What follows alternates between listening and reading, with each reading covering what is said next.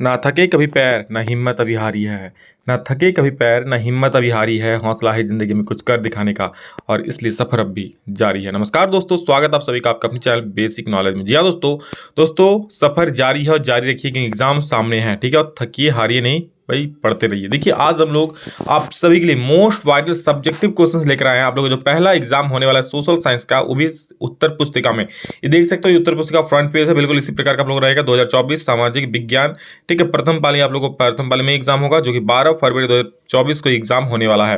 ठीक है, फटाफट सारे दोस्तों को शेयर कर दीजिए और इस प्रकार का वीडियो चाहते हैं तो भाई सभी को शेयर जरूर कर दीजिए, ताकि सभी को पता चले, सब कोई पढ़े और मुझे भी लगे हाँ भाई बच्चे पढ़ रहे हैं, तो मुझे आप लोगों के लिए और इस प्रकार वीडियो लेकर आएंगे। ठीक है, सोशल साइंस के कुछ इंपॉर्टेंट क्वेश्चन जो लगातार कई सालों से पूछे जाते ही जाते हैं, सवाल आते ही आते हैं उससे। ठीक है, तो चलिए उन सवालों को हम देखते हैं और बिल्कुल समझा देंगे। रटने वाला बात ही नहीं है भाई, यहाँ रटोगे तो घटोगे भाई, समझोगे तो फिर बहुत आगे बढ़ोगे। बस समझो, ठीक है, ताकि आप खुद भी लिख सको। इतिहास में इतना आंसर लंबा होता है कि आप लोग दिक्कत हो जाएगा, तो यहाँ इतना इजी लैंग्वेज में समझा देंगे भाई। आज के बाद बोलोगे सर इतिहास ही हम पढ़ेंगे। चलो देखते हैं सवालों को, और चैनल पर दोस्तों पहली बार आए सब्सक्राइब जरूर कर दीजिएगा। चलिए शुरू करें इस वीडियो को।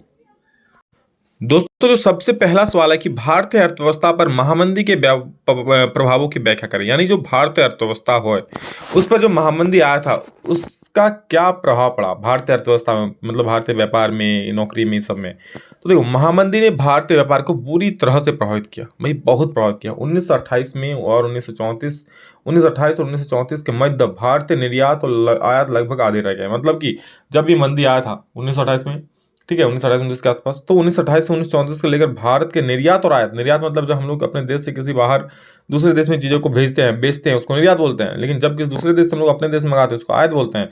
तो निर्यात और आयात लगभग आधे रह गए थे। अंतर्राष्ट्रीय कीमतें गिरने से भारत में कीमतें गिर गई। और अंतर्राष्ट्रीय बाजार में, अंतर्राष्ट्रीय बाजार मतलब क्या भाई, विदेशों में भी जो बाजार है जहाँ हर एक देश अपना सामान बेचता है, वहाँ सामान का दाम गिर गया। इस अवधि में गेहूं की कीमतें भारत में 50% गिर गई थी। इस महामारी के दौरान दोस्तों गेहूं की कीमतें, भारत में गेहूं की कीमत जो है 50% घट गया था। क्यों? क्योंकि भाई महामंदी था। ठीक है, लोगों के पास पैसे नहीं थे खरीदने मतलब क्या बोलते हैं, लोगों के पास पैसे नहीं थे, नौकरियां नहीं थी, इस प्रकार से। तो महामंदी का सबसे, क्योंकि लोगों के पास पैसे नहीं थे कहाँ से खरीदेंगे, इसलिए दाम घटते जा रहा था। महामंदी का सबसे ज्यादा प्रभाव गरीब किसानों पर पड़ा। कृषि उत्पादों की कीमतें गिरने के बावजूद किसानों को करों में कोई राहत नहीं मिला। देखो, एक तरफ तो क्या चीजों के दाम बढ़ रहे थे, बट दूसरी तरफ किसानों को कर से राहत नहीं मिल रहा था। टैक्स जो है जमींदार ले ही रहा था। उनकी ऋण ग्रस्तता बढ़ती गई, उन्हें अपनी जमीन बेचनी या गिरवी रखनी पड़ी। भाई उनका ऋण लेने का ही बढ़ता गया, ऋण लेने लगे सबसे, लास्ट में उसको अपनी जमीन बेचनी पड़ गई। ठीक, किसानों को हो गया गिरवी रखना पड़ा। कई लोगों को अपना सोना चांदी जैसे कीमत जो संपत्ति है उसको बेचना पड़ा। ठीक, अपना लगान टैक्स चुकाने के लिए, क्योंकि भाई महामंदी आ चुका था, चीजों का दाम नहीं मिल रहा था। किसान जितना में उपज कर रहे हैं तो उतना भी चीज उन लोग को नहीं मिल रहा था वापस। तो भारतीय पटसन उत्पादक व्यापार व्यापक रूप से प्रभावित हुए। भारत में जो पटसन उत्पादक था दोस्तों, ये व्यापक रूप से प्रभावित हुई, जो कि बंगाल में था। हालांकि महामंदी का प्रभाव शहरी जीवन पर ज्यादा नहीं पड़ा, जिनकी आय निश्चित थी। ठीक है, जैसे जमींदार हो गया, जिन्हें बंधा बनाया भाड़ा मिल जाता था, उन्हें इस महामंदी का कोई खास प्रभाव नहीं पड़ा। मतलब कह सकते हो कि ये मेन गाँव के लोगों को, जो किसान है, किसान पर ज्यादा प्रभाव डालता महामंदी। ठीक है, चलिए अगला प्रश्न देखेंगे हम लोग दोस्तों। देखिए बस समझिए इस प्रकार से, स्किप कर दो वीडियो को, नहीं समझोगे तो एग्जाम में नहीं लिख पाओगे। समझ लोगे भाई तो एग्जाम में खुद की भाषा में लिखोगे, मैं गारंटी देता हूँ। तो बस अभी से पढ़ते रहो। ऋण के औपचारिक एवं अनौपचारिक स्रोतों के अंतर को लिखिए। तो देखिए ऋण के औपचारिक और अनौपचारिक स्रोत होता क्या है। तो औपचारिक स्रोत देखो क्या क्या है अंतर। तो औपचारिक स्रोत क्या है, ये सरकार द्वारा पंजीकृत होते हैं, जैसे बैंक और सहकारी समितियां। देखो औपचारिक स्रोत यानी कि बैंक, जहां एक रजिस्टर होता है, जो जहां सबको रूल सब कुछ चलता है। ठीक है, तो ये हो गया, इस सरकार द्वारा पंजीकृत होते हैं।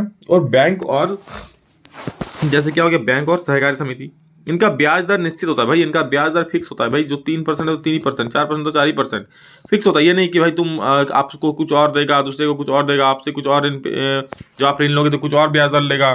तो इनसे देखो क्या है। नेक्स्ट, औपचारिक ऋण के स्रोतों से ऋण लेने पर शोषण नहीं होता है भाई। अगर आप बैंक से ऋण लेते हो तो उतना आपका शोषण नहीं होता है। ठीक है, आपको टाइम मिलता है।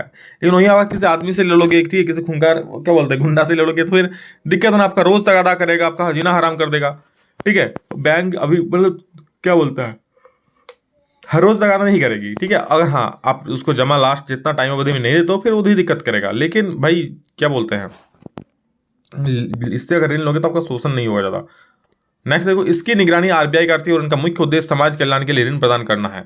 और इसका निगरानी कौन करता है बैंकों का? RBI, reserve bank of India. उसका जो मुख्य उद्देश्य है दोस्तों क्या है? सामाजिक कल्याण के लिए ऋण प्रदान करना। चलिए अगला प्रश्न देखते हैं, अनौपचारिक स्रोत। ये सरकार द्वारा पंजीकृत नहीं होते, जैसे साहूकार, व्यापारी, रिश्तेदार। देखो अब मान लो कोई कोई पहले क्या होता है ना, पहले बैंक में जाकर लोग ना पैसा डालते थे ना ही लोन बैंक से लेते थे। तो क्या करते, आसपास में जो धनी लोग होते थे जिनका पैसा वैसा होता था उससे जाकर पैसा ले लेते थे, उधार ले लेते थे। अब वो किसी को से 10% ले रहा है, किसी से 15% ले रहा है, किसी को 5% ले रहा है किसी से, तो इस प्रकार से लेते थे। ठीक है, और ये सरकार द्वारा कोई रजिस्टर्ड थोड़े होता है भाई। चलो आप भी बन सकते हो साहूकार, आप भी किसी को उधार देते हो, चलाओ ये वाला काम, आप भी साहूकार हो जाओगे, क्या दिक्कत है? इनका ब्याज दर निश्चित नहीं होता है, और ब्याज दर इसका निश्चित नहीं होता भाई, कभी कुछ इस प्रकार से रहता है। मान लो किसी कोई उसको पैसा रखने के लिए दिया, ठीक है, रखने के लिए दिया नहीं, मतलब कोई किसी से उधारी में पैसा लिया, ठीक है, तो बोलेगा भाई मुझे 100% में 10% दोगे तो आपको दूंगा। तो आपको कुछ और बोलेगा, कोई और होगा उसको भाई 100% मुझे 8% दोगे तो आपको रखने दूंगा, मतलब फिर आपको दूंगा पैसा। तो इस प्रकार से होता है, कोई निश्चित ब्याज दर नहीं होता है। औपचारिक ऋण के स्रोतों से ऋण लेने पर शोषण होता है, इनकी निगरानी आरबीआई नहीं करती है, उनका उद्देश्य केवल और केवल लाभ कमाना होता है। ठीक है, अगला प्रश्न हमारा दोस्तों क्या कि व्यापार और निवेश नीतियों का उदारीकरण वैश्वीकरण की प्रक्रिया में किस प्रकार सहायक है? बोल रहा है व्यापार और विदेश नीति का उदारीकरण वैश्वीकरण की प्रक्रिया में किस प्रकार सहायक है? देखो व्यापार और विदेश नीति का उदारीकरण वैश्वीकरण की प्रक्रिया में सहायक है। कैसे? विकसित देशों की बहुत बड़ी बड़ी जो बहुराष्ट्रीय कंपनियां हैं छोटे उत्पादकों को उत्पादन का ऑर्डर देती है। ठीक है, मतलब क्या बोल रहा है कि जो व्यापार और विदेश नीति का उदारीकरण है, उदारीकरण मतलब भाई कुछ इस प्रकार सा सोच रहा है, जो नई चीजें ला रहा है व्यापार में। ठीक है, तो देख रहे हो विकसित देशों की बड़ी बहुराष्ट्रीय कंपनियां छोटे उत्पादकों को उत्पादन का ऑर्डर देती है, जैसे वस्त्र, जूते एवं खेल के सामान, ऐसे उद्योग जहां विश्व भर में बड़ी संख्या में उत्पादन किया जाता है। ठीक है, खेल के सामान ऐसे उद्योग हैं जहां विश्व भर में बड़ी संख्या में उत्पादन किया जाता है। तो बड़ा बड़ा जो कंपनी होता है इन लोगों को ऑर्डर देता है छोटे कंपनी को, फिर उसमें अपना टैग माल डाल के बेच देता है सामान। बहुराष्ट्रीय कंपनियों को इन उत्पादों की आपूर्ति की जाती है, फिर उन्हें अपना ब्रांड नाम से ग्राहक बेचती है। देखो अब बहुराष्ट्रीय कंपनी क्या करता है, बहुत से छोटे छोटे कंपनियों से सामान लेता है, उसमें अपना टैग डालता है कि भाई चलो ये मेरा टैग है, अब इस नाम से सामान बेचेगा। बहुराष्ट्रीय कंपनियां निवेश का सबसे आम रास्ता स्थानीय कंपनियों को खरीदना, उसके बाद उत्पादन का प्रसार करना है।